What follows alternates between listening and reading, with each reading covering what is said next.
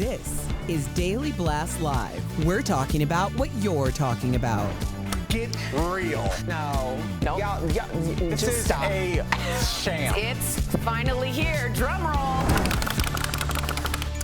Welcome to DBL. Happy Monday, everybody. Have a good weekend. Oh, yeah, I did. What'd you do? I went to Idaho Springs and acted like a gold rush miner. Is that your first time there? Yeah. What? It's like a half hour from Yeah, here. I know. Al almost moved there. Really? It's really lovely. I love it up there. loved They have the it. best barbecue place in Colorado. Yeah, we had that and some Bojo's Pizza Shotta with honey on the crust. Delicious. All right. Yeah. And shout out to my dad. It's his birthday today. Happy birthday, Dad. I love you. I want to give a little shout out there. Mr. Schroeder. Happy birthday, Pops. All right, this one's for you. It's not, because it's going to be a terrible show. I'm kidding. I'm kidding. All right, let's get to it, guys. Welcome to DBL. Drew Barrymore has decided to pause production of her talk show after posting, then deleting a video explaining why she was coming back. So amid the writer's strike. So in the video, she said she took full responsibility for resuming her show, even though her 3 unionized writers, you screwed it up too, are on strike. Let's watch. I deeply apologize to writers. I deeply apologize to unions. I wanted to do this because, as I said, this is bigger than me, and there are other people's jobs on the line. Ooh, the discussion already began. But that sparked a huge backlash. So on Sunday, Drew posted this apology saying she will hold off on the season premiere until the strike's over. The Talk and Jennifer Hudson show also have a handful of striking writers. Both shows said they would push back their premieres after initially saying they would also come back during the strike. Today, Bill Maher also said he is holding off on bringing back his show, but it's Drew who faced the most criticism. So in a post on social media, Rosie O'Donnell advised Drew on what she should have said in her apology. Like, quote, "I made an error and I apologize to all the union members who are withstanding real hardships and I live a life of luxury." Just for reference, DBL is not a union show. That's why we are on the air. But over the weekend, we had a group chain going. Sam, we had shared our thoughts a little earlier. What's your stance on this? I went down the rabbit hole because I love Drew Barrymore. I'm a huge fan of hers, and I was really disappointed by her apology. It didn't feel sincere. It felt like she was gaslighting the public, like, you all don't understand, but this is bigger than me. And it just didn't feel right. And then hearing from her own writers on Twitter, as well as the WGA, the Writers Guild of America, saying that she was physically walking by her writers to get to her studio. Mind you, she also owns a production company. She has a long-standing history, even in her family, in Hollywood. She knows exactly what a strike is like.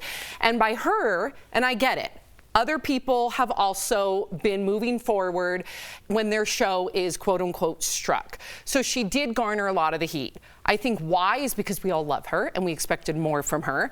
And I also think too, her apology was really odd. It didn't feel right. It almost is like, I'm sorry, but I'm doubling down. But I will say, then she listened. Okay, you guys, she listened. So in my opinion, she should have a road to redemption, because I'm reading the comments and people are like, you better not do the show. Come on, Drew. And now it's like, too late. And it's like, what are you talking about? She listened to y'all. Is there not a path forward? Let's let her now hopefully right her wrongs and have a successful future ahead from her. Or is that Why is it necessarily wrong, though? Can't there be 2 frame of opinions here? Why is one side right and one side's wrong? It's 1,000% wrong in my book to cross picket lines. When you are a WGA show and you have writers, so when you're a WGA show, the Writers Guild will send you and say, okay, you guys are on strike, you're a struck show, you're no longer allowed per our terms, since you registered under us, to move forward, and you have writers who are employed by you. You're struck, you're shut down. So you're essentially a scab by crossing those picket lines. And I don't think, it's not even think, it's like if you're gonna be a person of your union, then when you're struck, you're struck. Right, but if there's, I want to hear you. I'm just saying, what you wouldn't say to the other 150 families that they're wrong for wanting to go on the air. Then as a production company, and the WGA posted this, as a production company, she has every right, just like other shows did during the pandemic, to pay those said families, and then you get a 1,000 or 100% 100% tax write-off. So there are, plus she's worth $140 million. I'm not saying, but she's different. She's not just you or me.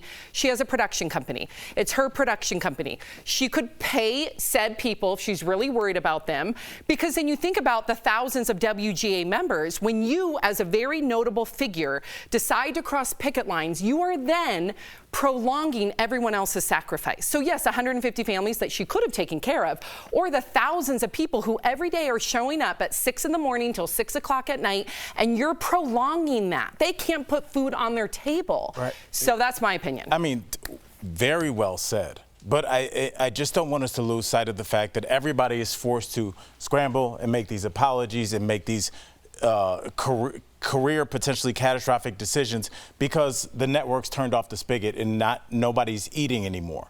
When you say she's worth $140 million, it's almost why I took exception to the last line, like I live a life of luxury. Because we're talking about Drew, we're talking about Oprah, we're talking about The Rock, people we can see. We don't know, but we do know that the network executives at Netflix make over $100 million plus. $2, $3, $4 million over the course of 2 or 3 years. We don't know their names though. So we go after the people whose names we do know. So since it's 100% tax write-off, is Drew now a charity because she has money?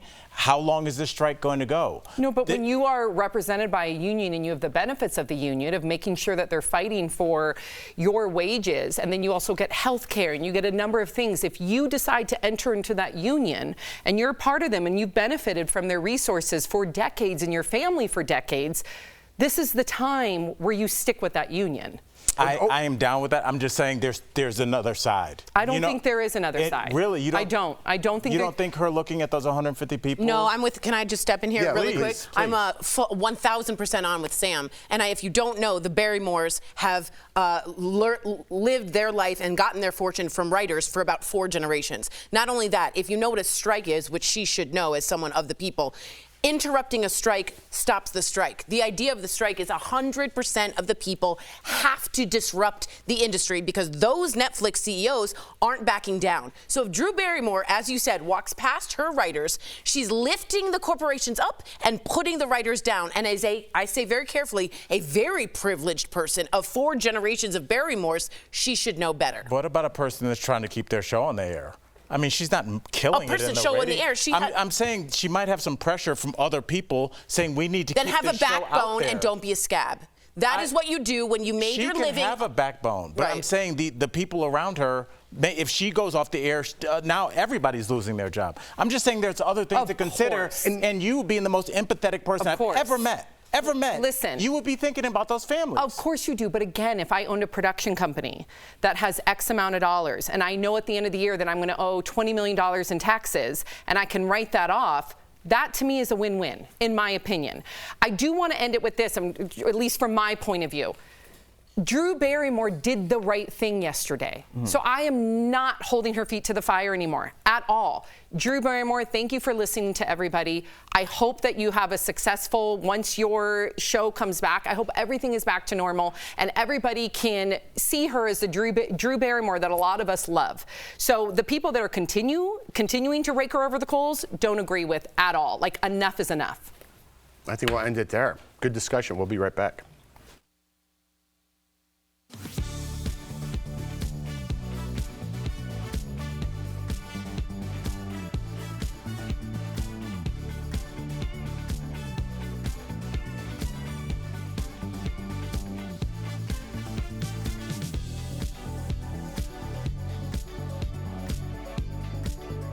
When they don't need Writers Guild members on Drew Barrymore. Right, that's an interesting point. So that's the other side. That's a really interesting point. It's just, I think with anything, I'm just going to say that. everybody, it seems like we just had this otherwise, default I don't want that within ourselves where we're just like, who's right and who's wrong. Did you listen to her apology? I read it. Okay, no, you read the second apology. So the reason why I feel so strongly is because of that first apology. Okay, cool. Initially, when I spoke to Chris about this on Friday, I was like, I don't know what Drew's going to do. I see both sides. Her apology was really rooted in white privilege because she made it about her and how hard her life has been. I never really heard her talk about the other families. It was, yes, you guys don't understand. you guys, this is bigger than me. But then the whole beginning is, woe is me, I've gone through some difficult times, and it didn't sit well. Her apology was like, I feel really, really bad. I apologize to the WGA. You've given me so much, but I'm going to continue forward with what I think is right. There was something, I want you to watch her apology. It didn't feel like the Drew that I loved. It felt, and in fact, a lot of activists, anti-racism, anti-black racism activists have come forward saying, this is white women tears, where it just felt like she made it about her. And if you watch it, that's maybe her you lived think, experience, though. I'm not defending Drew. Yeah. I don't know her. Yeah. I don't even know what she makes. I just don't think she thought it through. Can you imagine crossing by our Sharon and some other? No. Can you imagine? But what if it was just Sharon? The equivalent to that would be But one if you're person. a union and you've And there was benefited from everybody unions else. for 50 years. Benefiting from you, then. Yeah, totally. Totally. But at the same time, listen,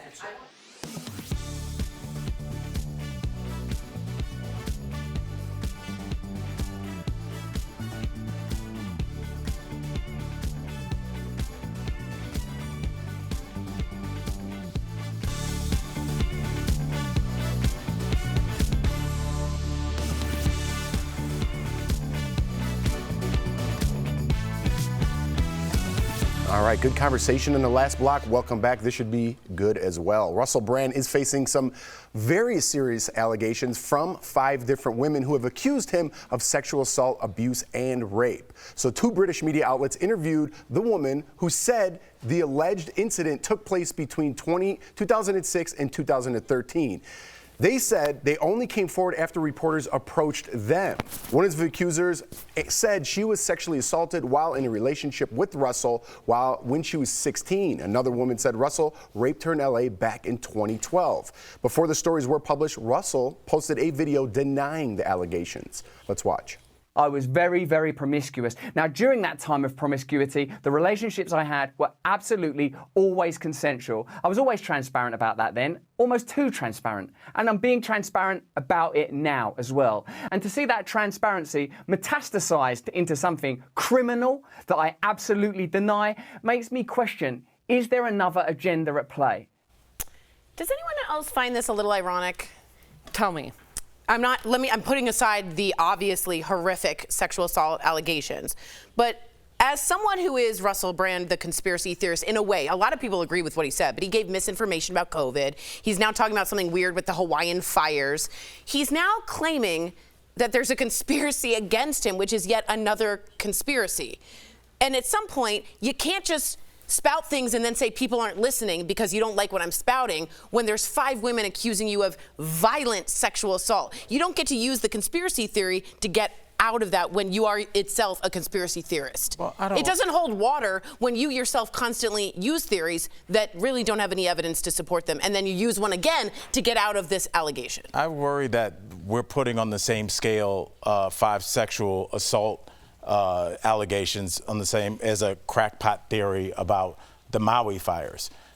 Whatever Russell That's Brown, a pattern of behavior. But I'm saying he's allowed to have ridiculous theories. Of course he is. You're allowed to say that. Of course. But when you start throwing the word rape at somebody, there needs to be some police action behind it because it is an unconscionably disgusting and repugnant act. And I worry that we as a culture are way too comfortable throwing that accusation at somebody. And every time you throw it at somebody and it doesn't really stick, it takes a little sting out of it. So every time you call somebody a racist that isn't racist, they're just like making a decision as a boss, it takes some of the sting out of that word. And the people that really have been raped, the people that really have felt that, the people that really have been murdered and beaten and subjugated because of racism and sexism and homophobia and transphobia, those people are suffering. But that's about 3%. Because you want to use rape as a punchline on the internet. That's 3% of people make false rape allegations. That I'm is not saying a they're study. false. So why are we saying and thinking? Because there's been no investigation. I do want to put this out There's a media investigation, which is a real thing. Investigative journalists like Ronan Farrow have uncovered Harvey Weinstein is he situations. working on this case? Well, this person is, and perhaps who they're is this person? I don't know the author. Okay, that's a problem. If Why? you don't know who's throwing out these accusations, but yet you're backing them up It's like a a judge said BBC it? journalist that clearly has credibility that has come out with 5 women. Now, I'm not saying he's guilty, but I'm certainly saying, why are we like, don't throw rape around as a fake thing? Why are we assuming because there is it's fake? we're assuming because there is no police investigation. I'm not saying when we it's say fake. investigation, we're sabotaging that word because when I was on my way to work, I'm like, wow, Russell Brand is under investigation by a serious police department and he might go to jail for this. There's not even an investigation because there's no evidence. But media investigations can lead to police investigations. You're right, but by taking that word and using it as an investigation, I could be like, Tori's under investigation for murder because I assume she murdered somebody And this it weekend. can't- No offense, But no offense to Jeff. He's not a BBC reporter that has credibility. I'm on television. I could say He's a person that is. With There's 5 a difference backup. between an investigative journalist / reporter and just some hit piece. But they didn't come forward, Sam. How did, like, the journalists went and found them?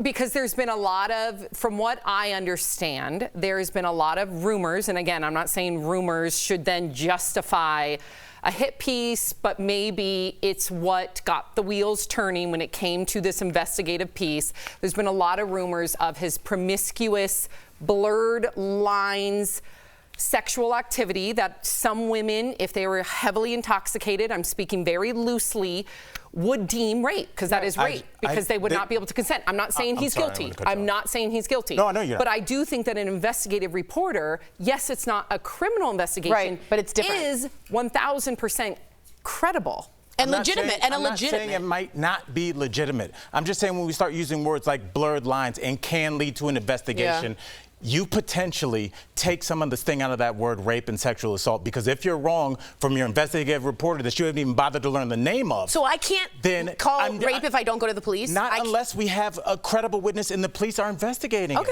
I hear that's your point. For some people, they don't want the some of heat. the statute Eighth graders could have an investigative internet. And there is some of the statute of statute of limitations have been up, so that's why also they're going the investigative journalism route, just to state that. But Okay. I think we all need to I'm just trying to protect remain that word. impartial. I totally hear agree. you. Absolutely. Totally absolutely. agree. All right. Coming up on DBL, Maren Morris says she's leaving country music. But what does Donald Trump have to do with it? 3 segments, all fiery today. Oh boy, oh boy, oh I like boy. that.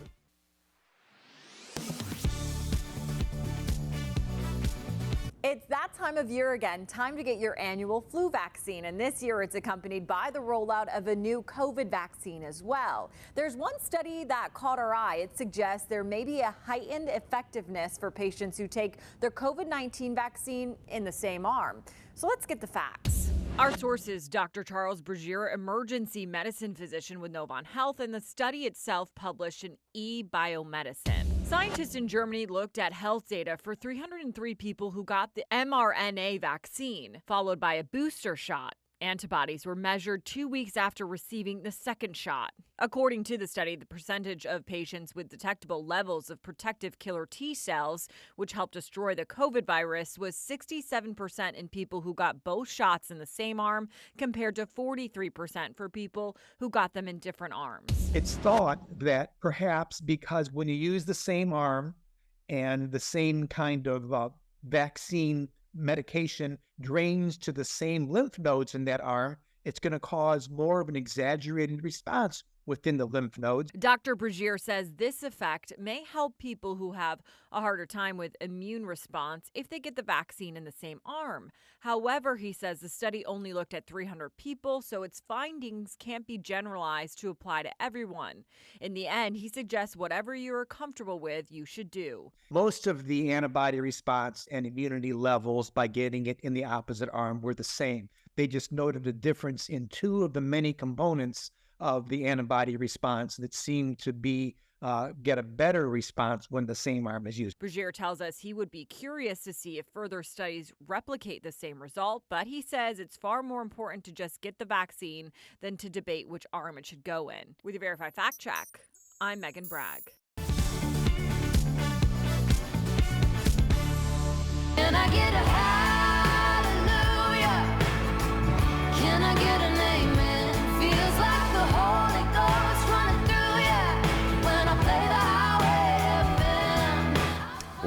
Welcome back to DBL. That was Maren Morris singing her song My Church, and it was her first song to reach the top 10 on the country music charts back in 2016. But the singer is now saying she is done with country music. During an interview, she said the further you get into the country music business, that's when you start to see the cracks, and once you see it, you can't unsee it. Maren blames the Trump years and says people are proud to be misogynistic, racist, homophobic, and transphobic. Last year, Maren got into a heated feud with Jason Aldean after the singer's wife posted an anti-LGBTQ comment. Maren says country music is burning itself down. Who agrees? I don't want to say. You can say. Or I'll... Okay. Maren Morris has famously stood up for the LGBTQ community in a realm that has famously been a bit anti-LGBTQ, the country music realm, and they are evolving as we speak, right? They are moving on. But she feels stuck in the middle, and she's got a lot of death threats, a lot of hate. And I always have wondered if Taylor got out of it also, because it is a very small niche in terms of if you stray out of the box, you're sort of really taken down. It's a harsh world, and she feels like she could take it and win from the inside out, and she's giving up, and I don't disagree with her. I just understand it after getting a lot, of heat as well. Not as much. She's referring to Taylor Swift. They're on a first name basis. Yes. Her and Taylor. Oh, Tay-Tay. Did you guys not know Tay-Tay? Tay-Tay's Taylor now. Swift. Yeah. I think I agree with Tori, but I would love to hear if there's an opposite point of view. You and I are in line today. So much. So I much. stared at you just in makes love. Great TV. What is it? What is it not? There's times I disagree. Always in line? No, we're not always We in are line. absolutely No, not we are always in absolutely line. not. I do want to say You're in this. line right now with not being in line. What are you talking about? That's not true. Is it true, Sam? It's absolutely not true. Thank you. I do want to say that country music is, look, I never look at a genre of music as just like, this is just hip hop. Right, There's right. so many different different subcategories of every kind of music. But country music does have this interesting dichotomy where they have the people that are going to show up and hear Jason Aldean sing Small Town. They're going to see Kid Rock, Machine Gun, some Bud Lights on stage before he goes into whatever song he does, and they are going to, that is country. My dad used to listen to outlaw country. There's ranchero. There's so many different kinds that when she's saying she's leaving country music, that's like saying I'm not going to watch sports anymore. Well, which sport? What part are you not interested in? And if you're going to move on, maybe say that I did all that I could in this area and I'm going to move on to a different She did in the thing. article, in the longer. She said she tried all she could. How about painting everybody who likes country music and all the musicians with a huge broad brush? True. What if I love rap music, and I, to be honest, don't really listen to that much country music. But what if I just I could say things right now about rap music, about maybe drugs, maybe about misogyny, maybe about how you grow up, right? I've never heard a rapper mention drugs. Is there, what if I just did, thanks for pointing my direction and using that term. I didn't mean that. I meant love another it. We'll example. clip that. But what I'm saying is, I'm not taking any side. I'm just pushing back and saying, what if I said that about hip hop? I would probably not be on air tomorrow if I did But you're use not in those hip hop, things. right? She's in country music from the inside saying, look, I tried it and it exploded in my face. If you're in hip hop and you tried to fix misogyny or homophobia or whatever it might be and saying it didn't work, is that not a different perspective? I mean, she's allowed to have her thoughts, and I'm sure there's a lot of merit to what she's saying. But I think find it honorable. I do. Rather than just Wow, you guys on. agree? You Yeah. guys agree with that? I do All right, too. we'll be right back. I love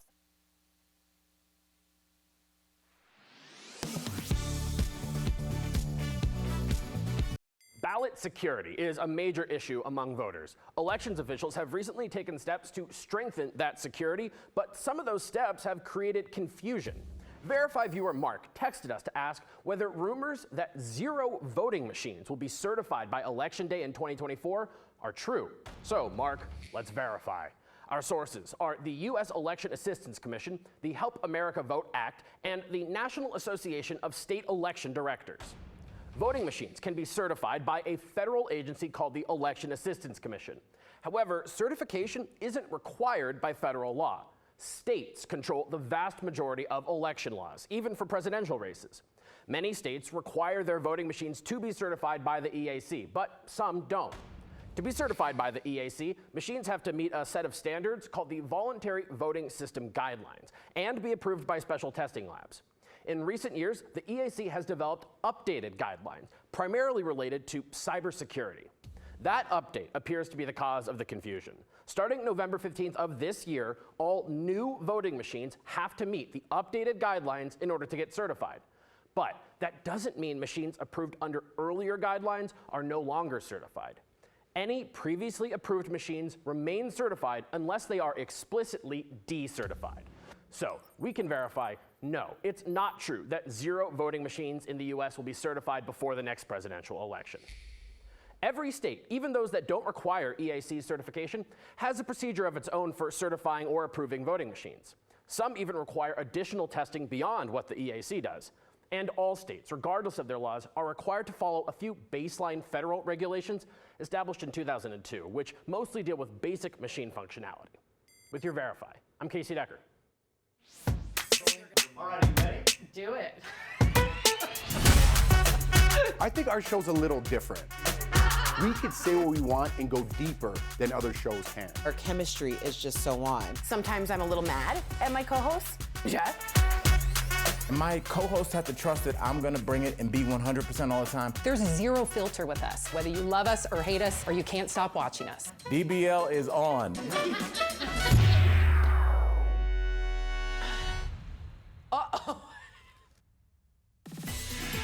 A new study shows there's a direct relation between how much you make and how happy you are.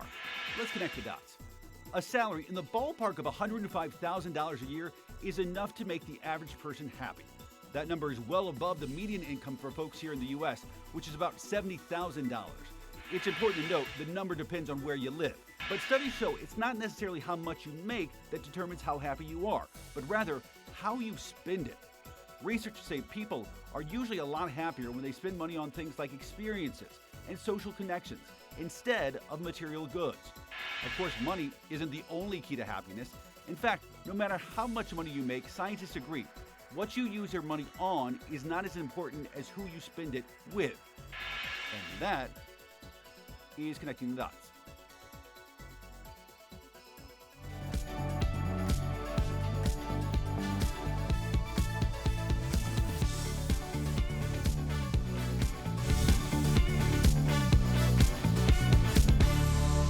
Welcome back to DBL. If you like to walk and want to shift your workout into the next gear, riding your bike might be a better and safer way to get your exercise for the day. It's time for some joint and muscle support, brought to you by Omega XL. Walking is easy to do every day. Cycling has many exclusive benefits as well. It's lower impact, is easier on your knees, and you have more control of intensity and resistance. And people who cycle often have less joint pain over time than people who walk long distances. Omega XL has improved the lives of millions of consumers, supported by 30 years of clinical research. Omega XL's powerful improvement benefits have transformed the lives of athletes, celebrities, and dedicated daily users. Call 800-725-2612 or visit omegaxl.com for more info. You know, I bought a bike in LA, a mint little beach cruiser, went into, did some riding. You live near the beach? No. Yeah, you lived in the valley. No, at first I lived in Barrington. Here comes the story. Anyway, I sold it the next day. Way too dangerous for TT. Also, the beach is 25 miles away. It was far away. Okay. It's another great story. We'll see you tomorrow.